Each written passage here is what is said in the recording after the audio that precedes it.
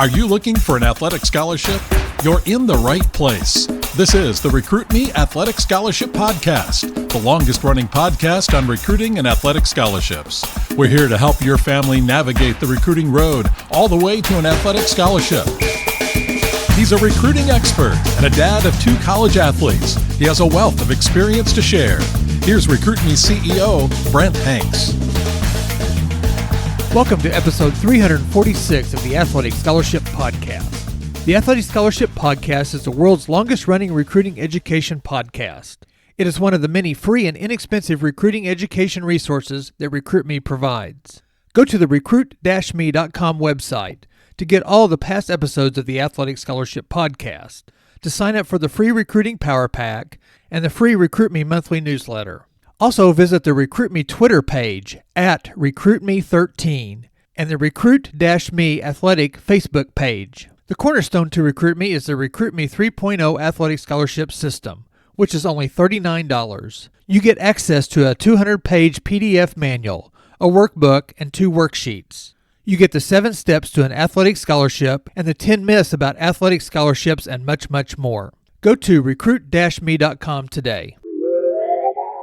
This episode 346 of the Athletic Scholarship Podcast, is Who's Helping You? Building Your Recruiting Team. It helps you to understand your role as a student athlete and the team that you need to help you to get the opportunity to get an athletic scholarship and an opportunity to play your sport in college. One of the main reasons RecruitMe exists is that RecruitMe believes that college coaches want to hear from you, the student athlete, not from a generic and expensive recruiting service. College coaches get hundreds of emails, texts, DMs, and contacts, and they need and want to recruit athletes that want to play at their institution, and they don't want to waste time by getting, again, generic, phishing emails. Most college coaches can sniff out a template type of email that is sent by a service. So today I'll cover your role as the key to your own recruitment, and who else can and should be involved in your journey, and what roles they should be. Also, how you, as a student athlete and recruit, can ask them to join your team and help you. Now, not all of the team members are required or may be available, but whether your recruiting team members are involved, just a little, or a lot, or not at all, this episode lets you see how a team can be put together. The recruiting team can include you, the student athlete, a parent or parents, or guardians, your high school coach and coaches, your club coach and coaches, relatives with recruiting or playing experience, teammates and ex-teammates with recruitment and playing experience, high school counselors, high school administrators, including the athletic director and teachers, game officials, opposing coaches, recruiting services, your sports skill trainers, and current college players and students that are going to your school or schools of interest. Other than you, the student athlete, the parent or parents or guardians, there is no importance of order of teammates that I have listed. Let's start with the player or players that you may find that are going to the school or schools on your list. To add this teammate to your recruitment team, you must first have a research college school list put together. In your research, 2 items of interest may come out. First, you need to find the team's roster, and there may be a player or some players that you might be familiar with that you could contact and learn more about the college and the team. Look at both the present roster and past rosters. Another way to gather information from current players and students at your college of interest is by visiting the college. Whether it is an official visit or an unofficial visit, you may get assigned to a student or a student athlete to give you a tour of the campus or of the sports facilities. You may get to meet many members of the team. Be ready to ask questions during the visit, and be ready to ask for a player's contact information to be able to recontact that player for questions about the school, the team, and the coaches. Your sports skill trainers obviously are part of your team by helping you become a better player and athlete. A trainer can also help you with metric types of information and also videos of specific sports skills. Another person for your team could be a recruiting service. Yes, I just said a recruiting service. Some services have free resources, links to research information, a free player profile, a forum to post videos, NCAA, NAIA, or JUCO information, and basic recruiting information that can and should be taken advantage of during your recruitment. Getting a written endorsement from opposing coaches is a unique and separator for you. You don't need a lot of them, but one or two to put on your player profile is a fun and effective way to make yourself stand out from other recruits. You might need to ask your athletic director or your high school coach or your club coach to help you get contact information for opposing coaches. Or better yet, you can practice the skill of introducing yourself and building a relationship with another adult. Also, getting endorsements from game officials, referees, or umpires is another impactful way to add to your player profile. Go to recruit-me.com to sign up for the free Recruiting Power Pack and get your free player profile template. And also get access to the Recruit Me 3.0 Athletic Scholarship System for only $39 to get a full step-by-step description to get an athletic scholarship. Another resource for meaningful endorsement for not only your athletic skills, but maybe more importantly your academic and your character, is to get written quotes from your school's administrators, like principals and athletic directors, and also from teachers or other sport coaches. Your academics and your character will separate you from all the hundreds of student athletes wanting your spot on a college team. I told my sons that there are many 6-foot-tall, 150-pound baseball players, and I asked them, what makes you different? Along with high school personnel, you need to get your high school counselor or counselors involved. The earlier the better. Your high school counselor can help you to meet your academic requirements, your testing requirements, and you to meet the college core courses. Remember, your GPA starts the first day of your high school freshman year, so meeting with a counselor during your 8th grade year as you schedule for that first year of high school is a great start. But any time is a good time to involve your high school counselor. Go make an appointment and meet now and tell him or her that you are interested in going to college and playing your sport. I mentioned earlier to find players that are on teams that you are interested in. And now you can look at ex-teammates or alumni from your high school that have gone to college, both academically, only to be a college student, or to be a college student athlete. Someone you know or someone that went to your school and that you have a familiar background with can really help. They will be willing to talk and share their experiences and give you advice and guidance. Relatives outside of your parents are sometimes a good resource for learning about experiences. Again, it doesn't have to be a relative that played a sport. You could get information on just the process of applying to a college, choosing a college, scheduling, moving in, or other college life adventures that help. Parker, my older son, reached out to one of my cousins that is a doctor at the Mayo Clinic in Minnesota. Parker talked about studying in the medical field and playing college baseball. Doug played baseball at Arizona State and the University of Minnesota. Sutton, my youngest son, learned from his cousins and his brothers about dealing with choosing a college. Parker, his brother, played baseball at Northwestern. Easton, his cousin, played football at Westminster College, an NCAA Division III college.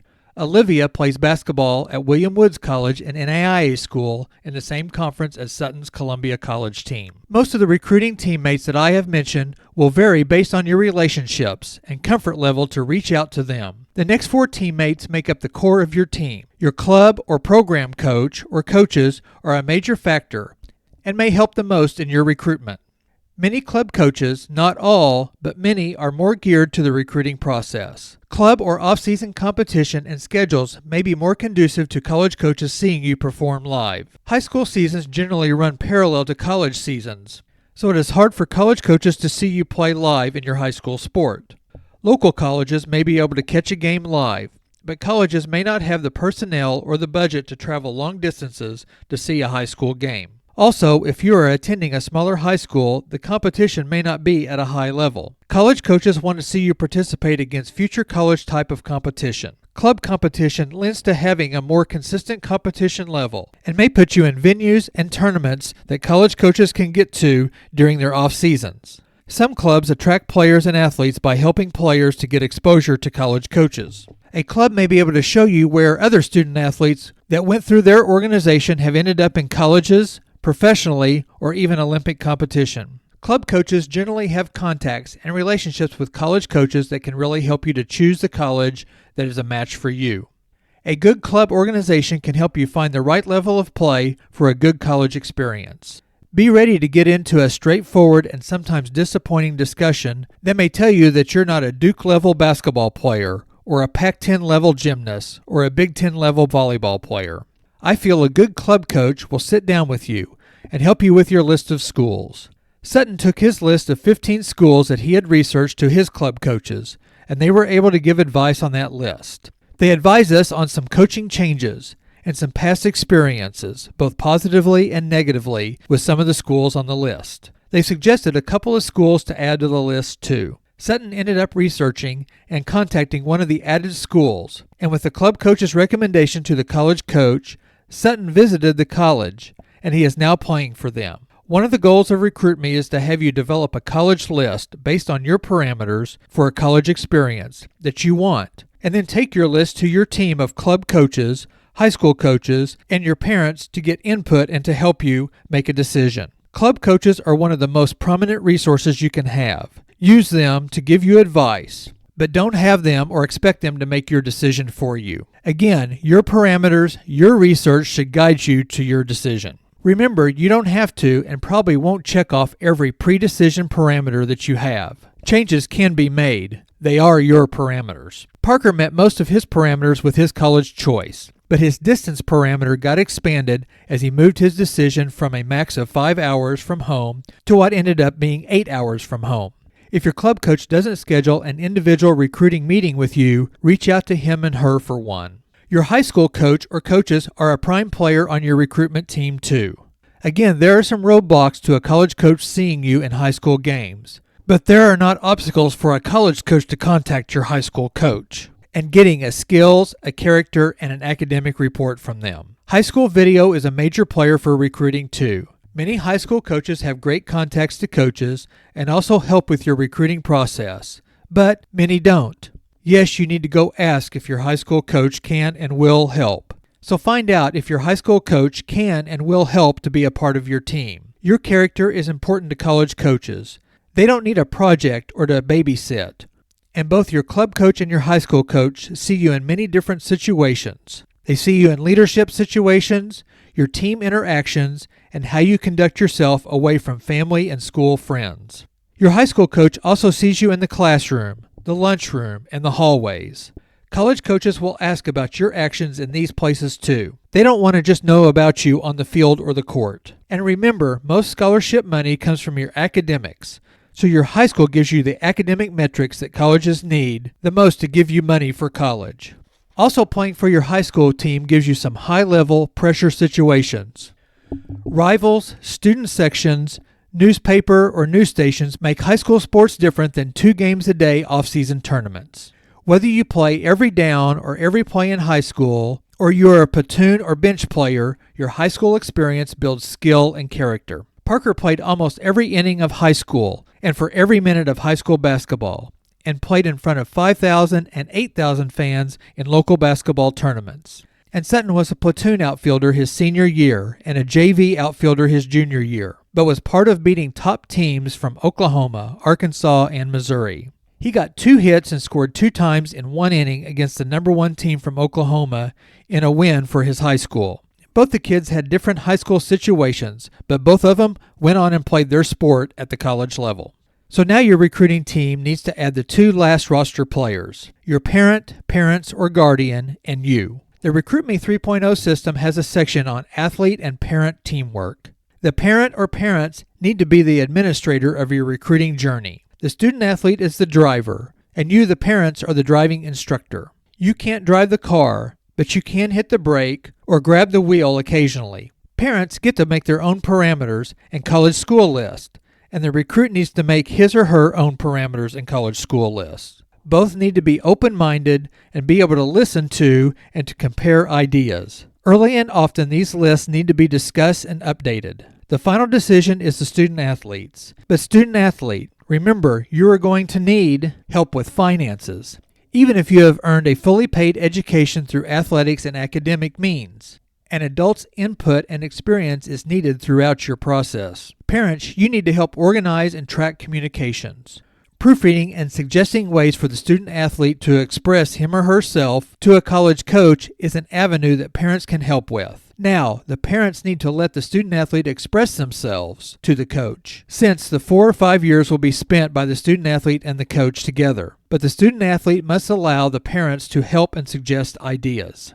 Eye rolls from both parties are not acceptable. If both parties get the "it's my way or the highway" approach, then bad communications to coaches will occur and bad decisions will be made. Both parties need to set their minds to be open and be willing to accept ideas from each other and have ideas rejected. Wow, that is a lot to ask. There needs to be some give and take by both the parents and the student athlete. Not all the boxes will be checked on both sides. Distance from home, the size of the school, the academic options, the cost, safety, and many other options are to be considered. When Northwestern hit the map on Parker's journey, we, as a family, talked about the new aspects that Northwestern brought to the puzzle. Distance and travel to the school and to the games and the cost of tuition were major new factors. The more possibility of less playing time was also discussed. But the end results were factored in too. It was a great opportunity both athletically and academically. In Sutton's final decision, he clicked on almost all the boxes on both his list and ours, and that made the decision easier. Remember, every recruiting journey is different. There is not one perfect fit, so both the parent and the student athlete will have to negotiate an obstacle course of recruiting. The student athlete must build your team and use your team and appreciate and thank your team during and after your recruiting journey is done. And also thank them as your college career cranks up and eventually winds down. The game-winning shot may create a spotlight on one player, or the match point spike, or the game-ending strikeout, but the team puts you in the right place at the right time. Just like the competitive stage, surround yourself with pieces of a team that fill a role for 4 years of college that will set you up for the next 40-plus years. There is a section in the 3.0 Athletic Scholarship System about parent and student-athlete teamwork. Go to recruit-me.com to get access to the $39 DIY manual, workbook, and worksheet system. Save thousands of dollars by learning to contact college coaches yourself and not depend on an expensive recruiting service. You spend enough money and time already. Use the team you already have invested in. Go to recruit-me.com to get started. Good luck and happy team building. Join me next Tuesday for another 15-minute episode of the Athletic Scholarship Podcast. It'll be 15 minutes that will change your athletic scholarship future.